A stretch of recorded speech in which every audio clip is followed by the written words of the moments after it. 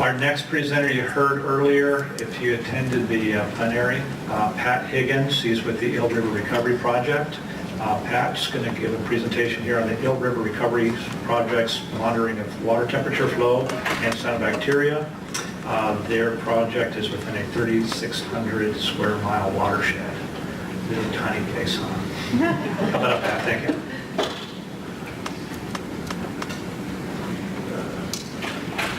Thanks, Eric. I am Pat Higgins, Eel River Recovery Project Managing Director. And let's see, can't make this little blue thing go away? There we go. So I'm glad to see I'm not the only person squeezing a 30-minute talk into 10 minutes. So I'll move it forward rather rapidly. I am a consulting fisheries biologist by trade, but now I'm the managing director of the Eel River Recovery Project because there was a void in the eel. There was not an organized way for citizens to collect data, and there was not enough data being collected in order to understand ecosystem function and its trends. And so we brought the Eel River Recovery Project together to fill this vacuum in 2011. We work on solutions. We do not get involved in dogfights. No advocacy on hard-edged issues. Scope the community, identify needs, find resources to solve problems, implement projects, monitor results, share it back with the community. It's a big circle, and I hope that it endures long after I'm pushing up daisies. Engage, enlighten, and empower. Scientific truth, but no judgment. Don't pin the tail on the donkey and say why the creek's going dry. Just say the creek went dry. The data show that. So I was working for Friends of Eel in 2010 and figured out that there was more salmon in the eel than since the 50s. And people were concerned about the creeks going dry, and I said, well, Friends of Eel, would you like to monitor? And they said, oh, we tried that. And so I went to Trees Foundation, and they said, Pat, that's a great idea. Just tuck that ball under your arm and run with it. So this is the concept paper, and you'll see that in 2011 we devised this, and we've basically gone into implementation. We did kickoff meetings throughout the eel at the 3 urban centers in 2011, and we scoped the community, and we took notes. It was like, more salmon than since the 50s, but the river could kill your dog. And they're going, oh, that's not okay. What can we do?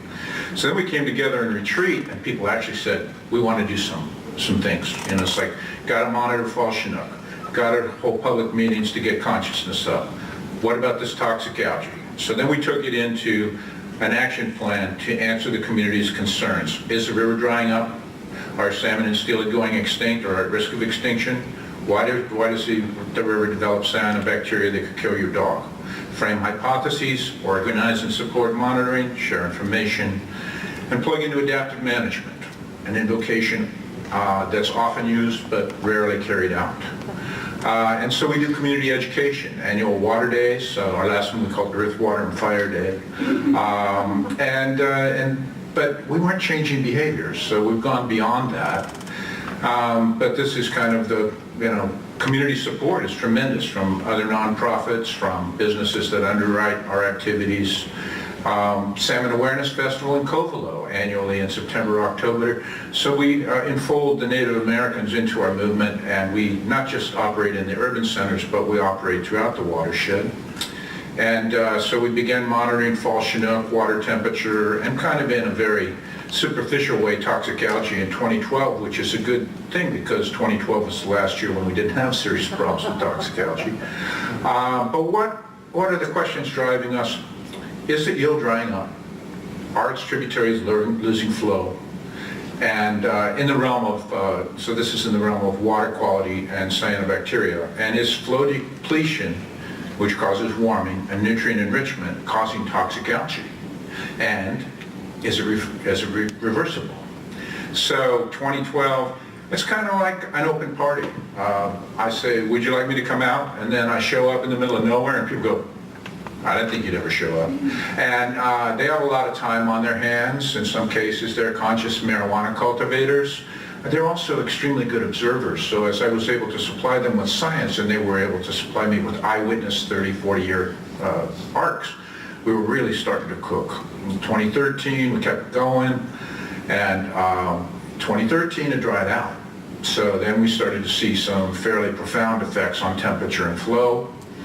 and we continued it through 2014 and 2015, and the volunteers changed, some remain the same. This is where we started out in 2012, 2013 with about 60 sites.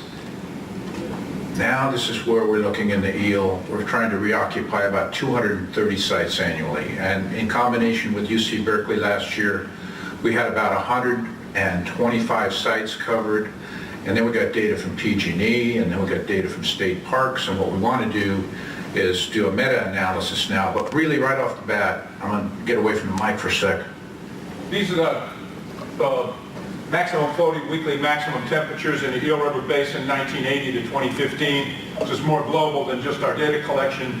But if you notice, this is where the salmonid strongholds are. These are in your cold enough to support juvenile steelhead and coho. And if you made an imprint overlay of where is the marijuana culture, whoops, there's a direct overlap. With the highest salmonid habitat historically, you know, rainforest, high rainfall, steep topography. But so our methods, we use standard methods for measuring water temperature, and it's something that really lends itself to citizen science. People get excited about getting out there. Young people, old people. Some people like to get wet, and we do that because I love to have my face underwater. And we find out interesting things, like this pool in Chemise Creek that Proud Savage is next to. In years that flow, it does fine. But in years that it dries, the creek dries up, that pool gets colder. And you can see the little juvenile steelheads sitting under the cladophyra for cover, getting increased dissolved oxygen during the day and picking off the diatoms and getting fat and staying happy. But it actually gets colder because the surface water influences it to a warmer, and then when it's only driven by groundwater. But then in creeks that are fully depleted, then the groundwater sources dry up and hyporheic does not. So there's a continuum in terms of the health. Huge problems with aggradation periodically and major recovery between 1997 and 2012. The big storm event that Mary showed earlier in the plenary session actually caused these streams to reflatten. And when you flatten a stream and you fill it in, it warms up. Or if you really fill it in, it goes dry. And where are refugia? Nothing comes of nothing. If you don't save the salmon habitats, the cold water refugia, then you will not maintain salmon populations. Steelhead Creek, interesting, very, very similar in hydrology to Elder Creek, which Bill Dietrich has studied. I walked down it, it was 64 degrees. Half a mile later, it's 62 degrees, no major tributaries, all that water's coming out of the hill. And the number of steelhead in there, wall to wall. Probably at least as, you know, probably like 20 Indians were there. So that's the arc of recovery. Elder, you know, this is kind of what it looked like originally and functioned like hydrology, hydrologically, but we profoundly altered it. And so the forest age has a huge amount to do, probably more to do than depleting flows by dope growing, is the fact that we just don't have the water coming out of the hills. Then it gets extremely cold also. When Mary showed the dry year and the water, you know, it's all bumping up going east.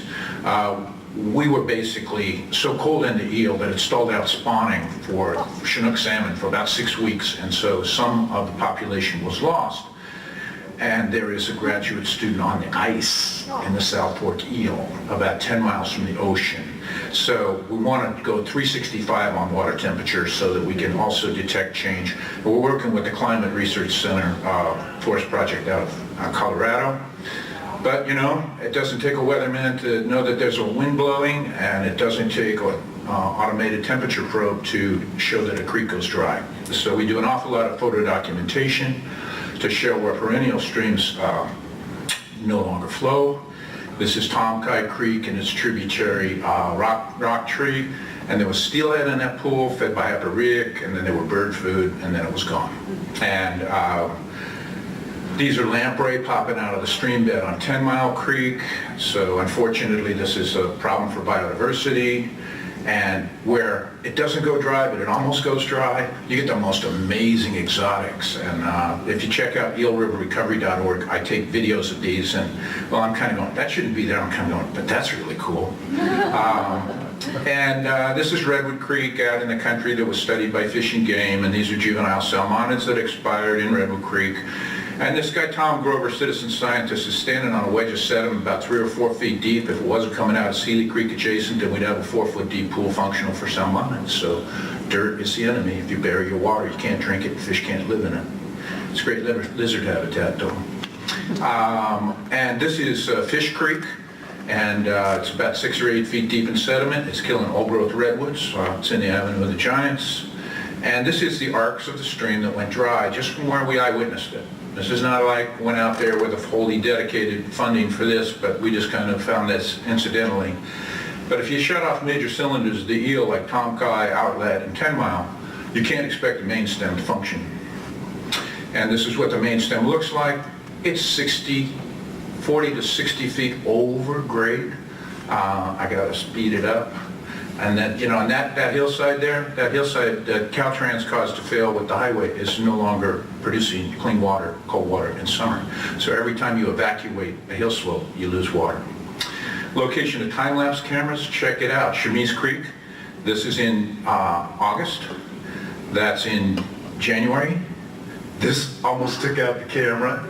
And these turned into movies, so you can check out eelriverrecovery.org. And this one got up so high that it turned the camera sideways, but did not wash it away. We weren't so lucky in Elder, where we lost the log, and so I'm still looking for the log with the strap on it. Cyanobacteria, now I got a minute to do cyanobacteria. It's coming, and if we don't work in the eel to work on the ecosystem, improve its flow, reduce the nutrients, it doesn't look good. And it can kill dogs, and it could kill people, and it isn't going away if we don't do anything about it. Keith's our hero. He's in the back row. You can learn all about it in a different session. Keith Bama-Gregson. He brought the power you see to us. We tap the volunteer energy. He keeps us on the rails in terms of QA/QC, and we collect data all over the watershed. We're now working in partnership with the Round Valley Indian tribes. John Evans at Big Bend Lodge, citizen scientist. He knows he can let people get in water. This is where the spats were in 2015, and we're starting to understand the patterns. It's mostly in the South Fork where it could kill your dog.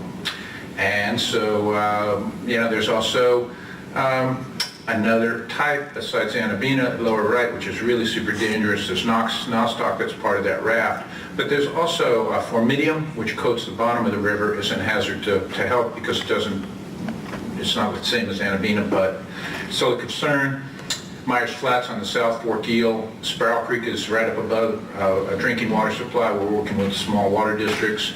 Popped in Scotia in the lower eel, which was surprising. And this is an obscure graph. This is a cyanobacteria fact sheet. We want to know if the river's swimmable.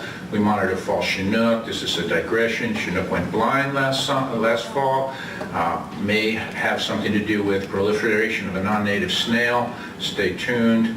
This is the trends on fall Chinook. We're expecting an uptick because of shutting of the ocean fisheries, and 20 to 50,000 Chinook in recent years, as many as the 50s. The future, will it be sustainable, looking like the left, or will it be like the right?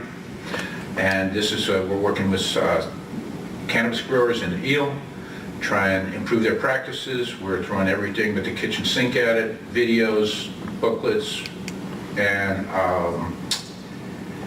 what do they need to do to get in harmony with nature? This is like, if you work with nature, you're going to be rich. You work against nature, nature's going to drive you nuts. It's an Indian concept, and it's something that we need to be more in balance, and we believe that we can bring humans into ecological balance in the eel. We may be deluded, but we hope not. And, this is it. Got to get back in harmony with nature. This is men and women on the planet, and if we don't, we'll ride the tiger. eelriverrecovery.org. If you couldn't get enough, go there. You can get it all. And we love 20 to 50,000, but how about 100,000 in the 21st century for Chinook salmon, our iconic organism? Sorry, I'm always over-prepped and over time.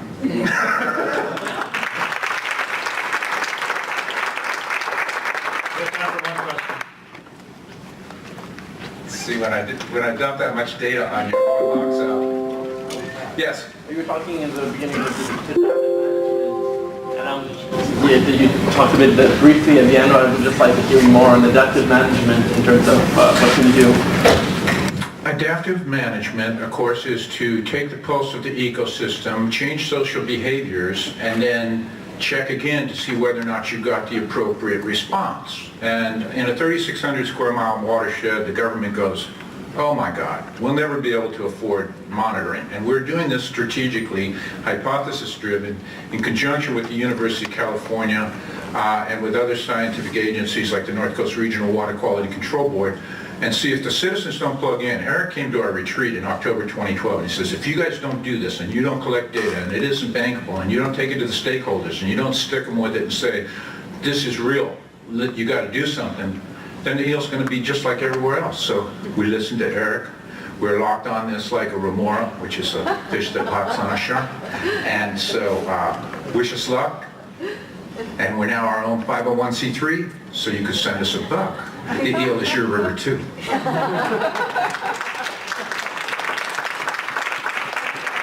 Maybe even some salmon from your watershed.